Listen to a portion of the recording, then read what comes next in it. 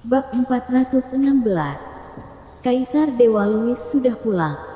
Ya, menurut Fed, Louis hanya seorang badut.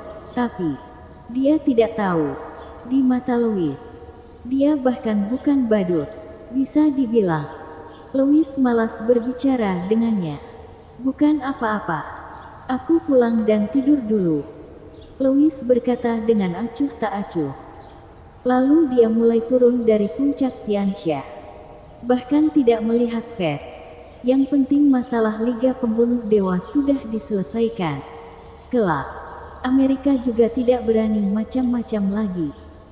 Sedangkan percobaan modifikasi genetik, itu diserahkan pada ratusan praktisi alam dewa saja.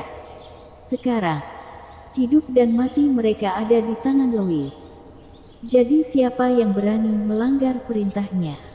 Melihat Louis hendak pergi, semua orang tercengang sejenak. Apa dia mau pergi begitu saja? Apa kamu tidak mau mengatur pemuda yang mengataimu badut? Fed benar-benar tidak menyangka. Si badut itu sombong sekali sampai mengabaikan keberadaannya. Hal ini membuat ekspresinya menjadi masam. Dia sudah melakukan semua persiapan. Mau Louis marah atau mengejeknya, dia akan mempertahankan sikap meremehkan. Dengan begitu baru bisa menunjukkan sikap hebatnya.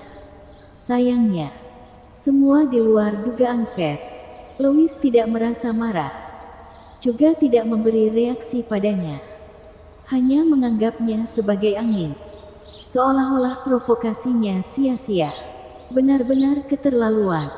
Apa aku sudah membiarkanmu pergi? Fed berkata dengan marah dan wajah masam. Tampaknya sikapnya hebatnya tadi tidak membuatnya takut. Hal ini membuatnya tidak senang. Louis berhenti melangkah. Awalnya dia tidak ingin menghabiskan waktu pada orang seperti ini. Tapi, Louis menoleh dan berkata, "Kalau kamu merasa bosan, kamu boleh mencari ibu-ibu negara Long untuk menari. Jangan terus merepet seperti kucing yang bermeong-meong." Seperti kucing. Tatapan Fed penuh dengan amarah. Dia benar-benar marah.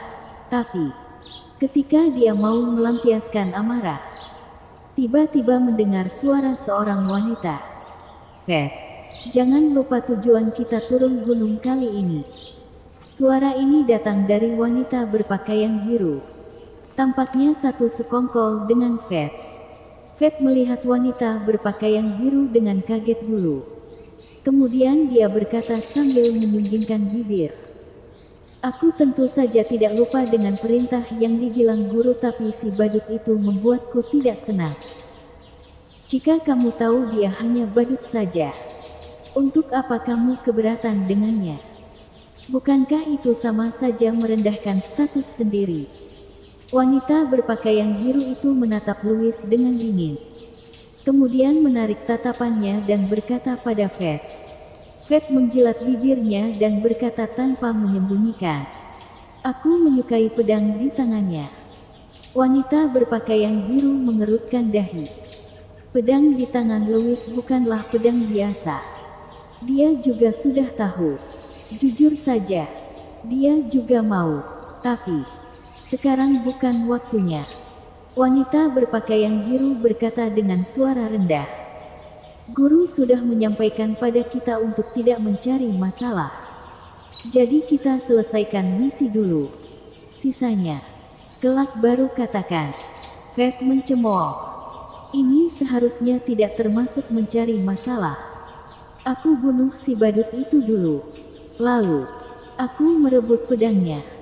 Itu hanya masalah 1-2 menit saja." "Bodoh!" Wanita berpakaian biru berseru. "Kamu memang bisa membunuhnya dengan mudah. Tapi pernahkah kamu berpikir kenapa dia bisa mendapatkan pedang berkualitas seperti itu? Bagaimana kalau melibatkan kultivator lain? Bukankah itu sama saja mencari masalah?"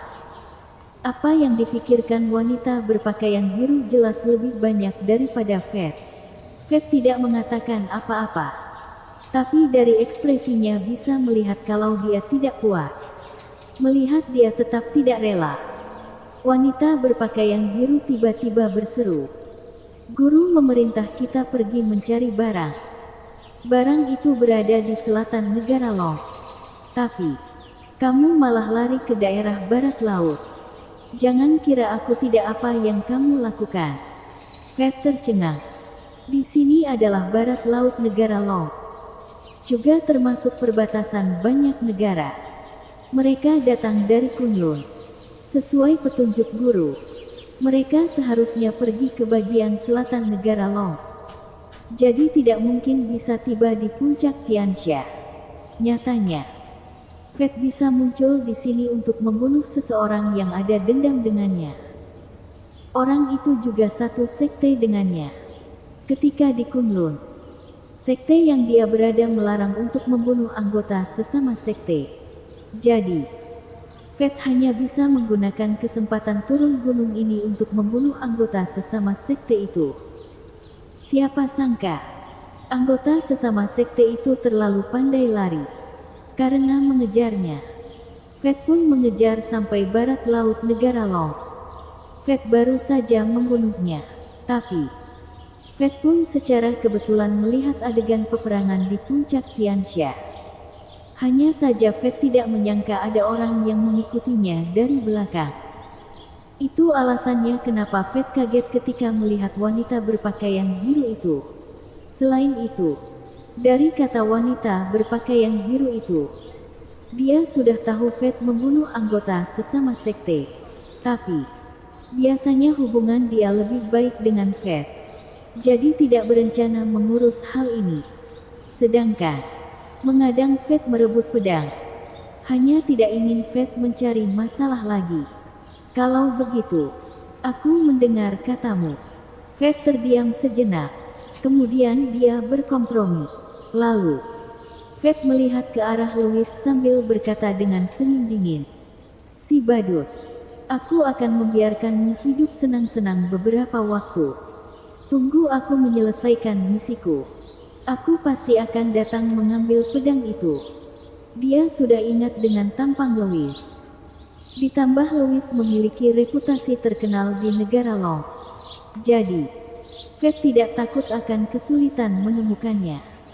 Louis benar-benar merasa tak berdaya. Jelas-jelas itu adalah perbuatan mencuri.